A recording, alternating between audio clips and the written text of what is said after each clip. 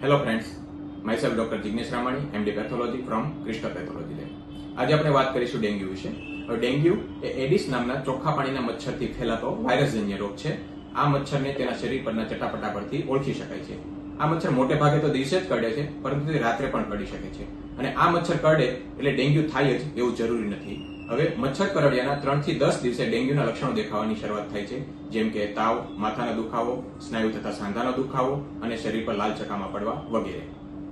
ડેન્ગ્યુમાં તાવના પહેલા દિવસે લોહીના કણનો રિપોર્ટ એટલે કે સીડીસી નોર્મલ હોઈ શકે છે અને તે પછીથી બ્લડમાં સફેદ કણ, પ્લેટલેટ અને પાણી ઘટવા માંડે છે અને આ બધું નોર્મલી 5 થી 7 દિવસ ચાલે છે. ડેન્ગ્યુમાં તાવના બીજાથી ચોથા દિવસ દરમિયાન NS1 એન્ટીજન ટેસ્ટ દ્વારા તથા ચોથા દિવસથી IgM એન્ટીબોડી ટેસ્ટ દ્વારા ડેન્ગ્યુનું નિદાન થઈ શકે છે. હવે ડેન્ગ્યુમાં રિકવરી આવતા ભૂખમાં સુધારો થાય, દુખાવા ઓછા થાય અને સીડીસીના રિપોર્ટમાં પણ સુધારો દેખાય છે. પરંતુ જો કન્ડિશન વધારે ખરાબ થાય, જેમ કે વધારે પડતી ઉલટી થવી, લોહી નીકળવું, છાતી કે પેટમાં પાણી ભરાવું, પેટમાં દુખાવો થવો કે બ્લડમાં પ્લેટલેટ કે પાણી વધારે પડતા ઘટી જવા વગેરે થાય તો હોસ્પિટલમાં દાખલ થવું હિતાવહ છે. વધુ માહિતી માટે આપ ક્રિસ્ટલ પેથોલોજી લેબનો સંપર્ક કરી શકો છો. Thank you.